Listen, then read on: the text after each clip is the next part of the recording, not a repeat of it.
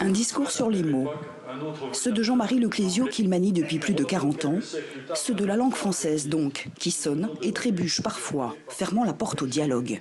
Invité sur ce thème au Maroc par l'Organisation internationale de la francophonie, le prix Nobel de littérature a fait sa leçon sur le refus du repli, l'importance de l'échange. L'écrivain timide est aujourd'hui discret dans les médias. Mais nous avons nous aussi plaidé pour la rencontre. La rencontre, dit-il, premier pas vers le dialogue et le mélange culturel, valeur essentielle à l'auteur. Je suis moi-même d'une origine assez compliquée. Ma famille est mauricienne. J'ai été éduqué en France. J'ai passé une partie de ma scolarité en Angleterre. J'ai vécu aussi en Afrique. Donc j'ai une espèce de goût pour le mélange, les mélanges culturels. Et donc ça me rend assez optimiste parce que tout ça m'a donné beaucoup de bonheur et beaucoup de plaisir dans les rencontres. Et j'ai la chance de pouvoir voyager, j'ai le bon passeport, je le disais hier, il faut avoir le bon passeport. J'ai le bon passeport, le passeport mauricien n'est pas un bon passeport, mais le passeport français que j'ai aussi, c'est un bon passeport, ça permet de voyager. Je vous retrouve dans exactement 30 secondes.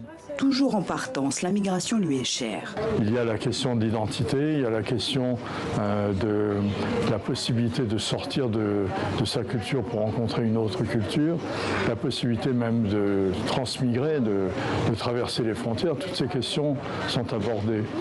Et dans les pays développés, certaines de ces questions ne sont pas traitées. La question du passage des frontières n'est absolument pas traitée. C'est pourquoi il y a tous les problèmes que l'on rencontre. Alors on ne va pas abolir les frontières, mais il faudrait peut-être faciliter le transit des êtres humains, de l'accueil fait aux populations qui ont besoin de circuler, de voyager. Et c'est vrai que le Maroc est en première ligne, parce que quand on traverse le désert, on arrive obligatoirement au Maroc. Donc il a manifesté l'intention du Maroc de prendre une part active dans la solution qu'on peut apporter à ces problèmes. Et ça, j'ai trouvé que c'était très courageux et j'espère que ce sera suivi des faits. En tout cas, c'est un très bon exemple. Ça montre une intention généreuse qui n'est malheureusement pas partagée de l'autre côté de la Méditerranée. Tout ça doit commencer par l'école et je pense que c'est un effort que les gouvernements de la plupart des pays développés doivent faire pour que les enfants dans les écoles soient amenés à être plurilingues. Ce qui veut dire aussi accepter non seulement le multiculturel, mais l'interculturel, les relations entre les cultures.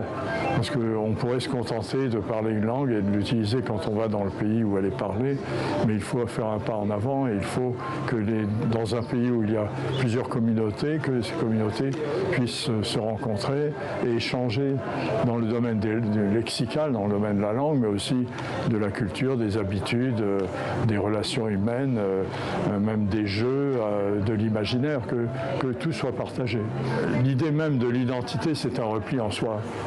Ce mot d'identité est un mot que je n'aime pas, ça fait penser à carte d'identité. Ce n'est pas ça qu'il faudrait, c'est plutôt l'humanité qu'il faudrait favoriser que l'identité.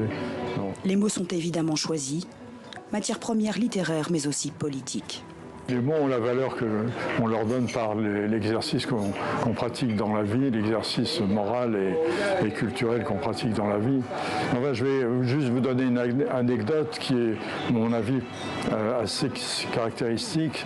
C'est que ma fille aînée, lorsqu'elle avait une dizaine d'années, était dans un lycée central de la ville de Nice.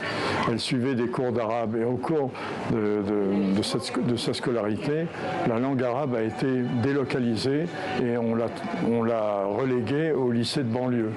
Donc là, c'était un très mauvais message et c'est le contraire de ce qu'il fallait faire. Il faut enseigner les langues et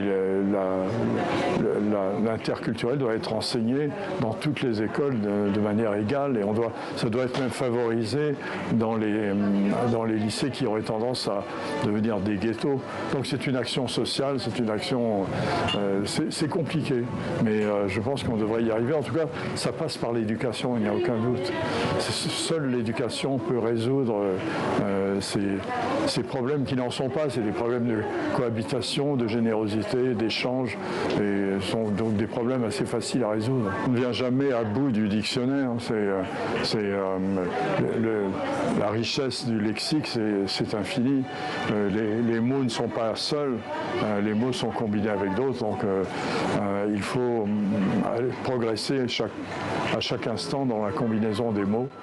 C'est peut-être ça le rôle de l'écrivain, après tout, faire se rencontrer les mots.